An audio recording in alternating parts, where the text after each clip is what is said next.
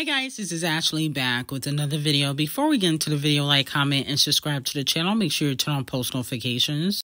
Ckiminaj is outselling the Queen of Music? Oh no! The highest black RIAA certified female artist in the US on a total credits. Riri at 302 million. Okay. Nicki Minaj at 198 million. And Queen B at 185 million. Now, some fans are saying, well, Queen B doesn't always update her sales, okay? Like, she doesn't do the plaques and stuff like that. She doesn't even have a diamond record, I don't believe. But Nicki and Rihanna do, but it's because she hasn't updated her plaques in a while. That's what the Beehive are saying. But Nicki still, a few million, like at least 10 million up from Queen B. And Queen B been out way longer than Nicki Minaj. So that's very interesting. Also, Nicki Minaj's FTCU has now sold over 900,000 units in the US. Probably platinum, but Paola Board and the RIAA did take away some sales away from Nicki Minaj for her Pink Friday 2 first week sale.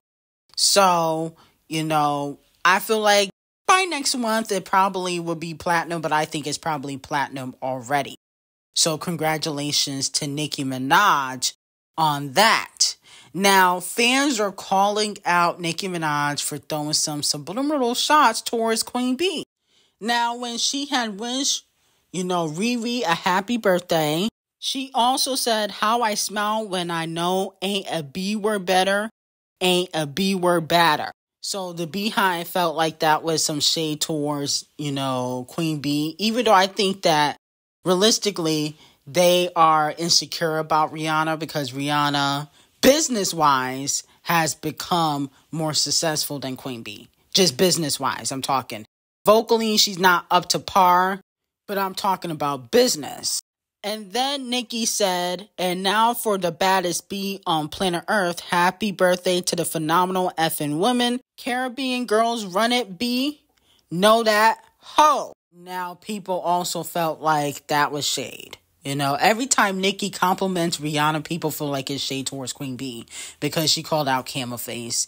I think it's just an insecurity the Beehive have about Riri and Nicki Minaj since, Rihanna and Nicki do have a solo debut and Queen B don't. I think that they're a little bit insecure about that, But I don't really feel like it was shade. I really don't feel like it was shade. I really don't feel like Queen B and Nicki have this hectic beef like that. I think her issue is more with Camel Face. But, I don't think that Queen B and Nicki are like super close friends. I think that they respect each other musically, and that's how it should be. But let me know how y'all feel about it. And if you feel like, Queen B and Nicki got some beef, okay? Because that's what people feel like on social media. Now, Paola Board has named D0JA as one of the artists who should headline the 2025 Super Bowl halftime show. I love D0JA. I think D0JA is a phenomenal performer, but since the Super Bowl is going to be in New Orleans next year, I think Wayne should definitely headline, okay? But it would make sense for him to bring out Champagne Thickums and Nicki Minaj, okay? But I like D0JA as a performer. I don't think she's Super Bowl ready yet. She doesn't have enough years in the game. I know she's been in the game, since 2011, but she wasn't mainstream until 2019. Okay, so we're not gonna count the years where she was struggling trying to get a hit on Devil Nation. We're gonna count the mainstream years, and she don't have enough years in the game yet. Enough hits under her belt, in my opinion, for a halftime show, and she can't even sell out Coachella. We not gonna forget about that. Them 6K in per sales for Scarlett and not being able to sell out Coachella, those are big deals, okay? Because Olivia Rodrigo's new and she do 300,000.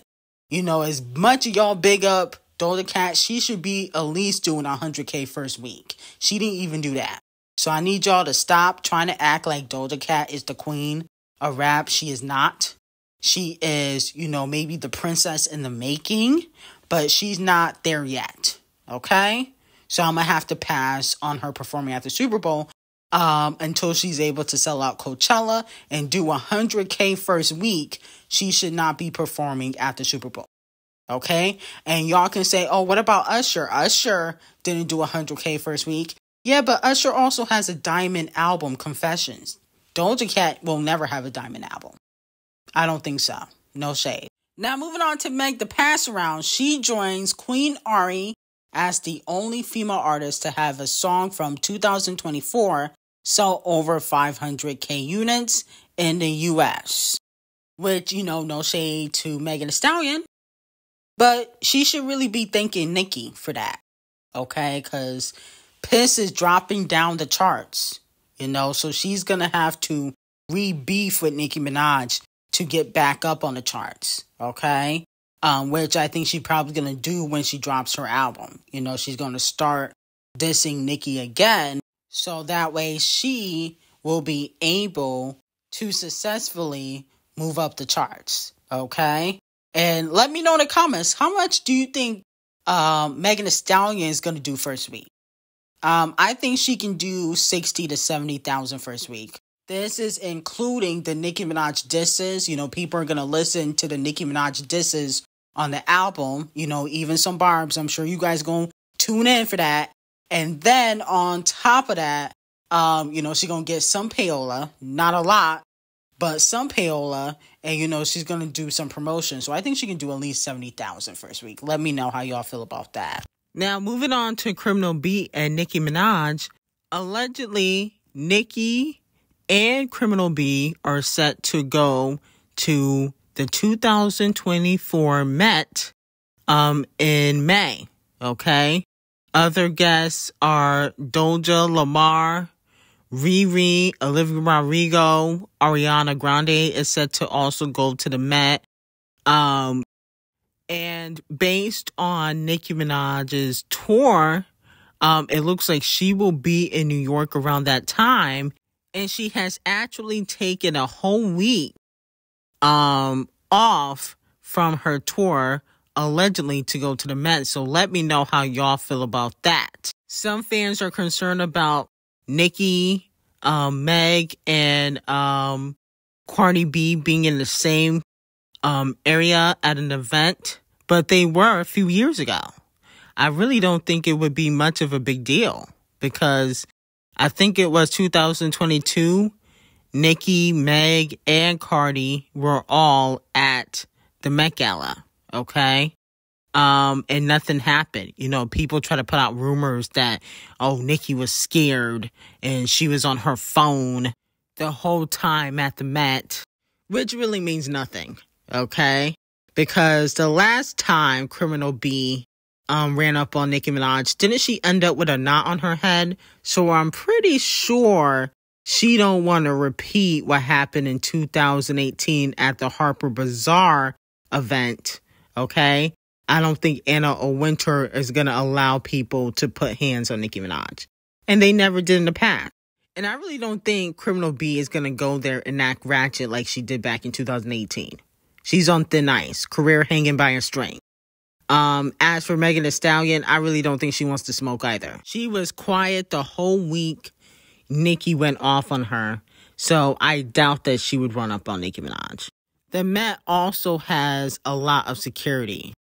Moving on to Queen B. Queen B earns the highest debut single of her career on the Hot 100 with Texas Hold'em, nearly 27 years after her first debut. So you mean to tell me Queen B has never debuted at number 2 before prior to Texas Hold'em, and that's not even her best record? Single ladies, and Halo did not debut at number 2 on the Hot 100? What is going on around here? That's not making sense to me. Okay, y'all didn't even get Halo and Single Ladies her best singles? What about on the Beyonce album? Nothing on the Beyonce album debut at number 2? That's very strange, okay? Maybe, a lot of people don't be supporting Queen B as I thought, because Queen B is, the queen of music. her stats should be a little bit better, okay? But, you know, like the Beehive said, you know, Queen Bee doesn't always update her stats like, you know, Nicki and Rihanna do. Even though Nicki don't really be updating them as often as others. But still, something don't even make sense. And the fact that she don't even got a diamond album or single is strange too. That's very strange. But I will say, though, Queen Bee is greedy. You know, I went on the Sacred website to see if I was going to do a review, to see if I'm going to make some purchases. And she is over there selling shampoo and conditioner for damn near $40. Queen Bee, you must be stopped. Nobody should be paying $40 to $50 for no doggone shampoo and conditioner. You know better than that. Okay, I mean, how greedy can you get? And then on top of that, she's selling some sort of hair package for $300. Like, girl, we're in a recession. What is wrong with you? I don't understand it. I mean, like, how greedy can she get? She always overpriced things, and then she wonder why nobody be buying stuff.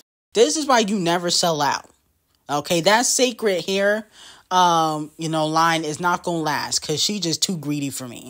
Now, a security officer called out Carisha for ignoring her at an event, okay? And the security officer went on TikTok and started complaining like they usually do. And said that, you know, if the fans try to jump on Carisha, that she wasn't going to save her because Carisha was ignoring her fans. Because, you know, she thinks she Queen Bee. Carisha responded and said, "How the F I'm supposed to hear you if you're the one on the phone? You whispered, that's my good sis Carisha. Like you're literally whispering. Where is the video or where is the audio of you trying to get my attention? How much they paying y'all for this hate train? I want to sign up." Now, Carisha, you know damn well you're not having no damn hate train. I'm so tired of the female rappers thinking when fans call them out, they going through a hate train. Ckiminaj started a trend, and now, you know, female rappers that are not selling, or when they get called out by fans, they want to say, oh, I'm having a hate train like Ckiminaj. No, hate train is when corporate giants and powerful execs come against you. You were sleeping with a powerful exec, and you still will be with him if, you know, he didn't get exposed for abusing Cassie. Let's be very clear, piss face, okay? I'm tired of offbeat Carisha and her yellow tongue, you know, speaking out of her booty hole every time something don't go her way. Okay, you're not going through a hate train. You need to stop that. Okay? People just dislike your music and they've been calling you out because allegedly you got a nasty attitude. Now, Rmaní came back out and she has announced the album Dopamine. She also put out a snippet on Instagram. The snippet sounds okay. I need to hear more of the song to really grasp if I like it or not. And then no shade to Rmaní, but what's the point of announcing an album is coming when we don't have the release date? Okay? What if you get sabotaged? No, hypothetically. I'm just thinking like, you know, Rmaní, you have gotten sabotaged a lot throughout the years. So because you said it was coming in 2024, there can't be no pushbacks. Okay? And we already know how Queen Bee and other artists like to do surprise drops. Okay? I'm not saying Queen Bee would purposely drop the same day as Rmaní. I don't think she'll do that. That would be too obvious that she would be sabotaging her. But I'm just saying, you know, different bigger artists do like to do surprise drops or surprise single drops. And I feel like this, you know, year has to really be about Rmaní when it comes to RCA the Colorist. They really have to push her. And also, you know, people were saying Wild Side should be on the album. Absolutely not. Wild Side is more than 2 years old. That's another thing, Rmaní. Wild Side definitely should not be on the album because that came out in 2021. We're in 2024. Okay, it's giving Cardi B. Speaking of RCA the Colorist, allegedly RCA the Colorist is not too happy about scratch-offs recent numbers. Okay, as we know, Side Chick Service debut at number 100 on this week's payola board. She's getting some radio. She used a bunch of rappers for clout, including Ice Spice and that beef. Okay, she was dissing 21 Below Average. She also vandalized Ice Spice's billboard trucks. I mean, she did a lot of promotion, low key, a lot of clout chasing. And so allegedly they're not going to be giving Scratch Off much of a push in 2024 unless she finds a hit. That budget is going to go down.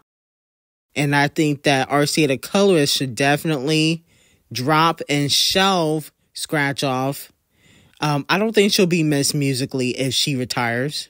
Okay, or never puts out another song. She's not that talented, in my opinion. And so they should give her budget to Rmaní. Rmaní needs it. Okay, Rmaní needs, the extra payola. Rmaní needs the extra promotion. Scratch Off is a clout chaser, and the Mistress Service record was boring. All them shots being thrown, it's not even a memorable song. Nobody's even talking about it. Okay, so let me know how y'all feel about it. Hopefully this is the last year we have to hear Scratch Off rap, and she'll go on Love and Hip Hop and talk about being 21 Average's mistress. But anyway, let me know how y'all feel about it. I got some hot tea on Patreon. Link will be in the description. Have a great day.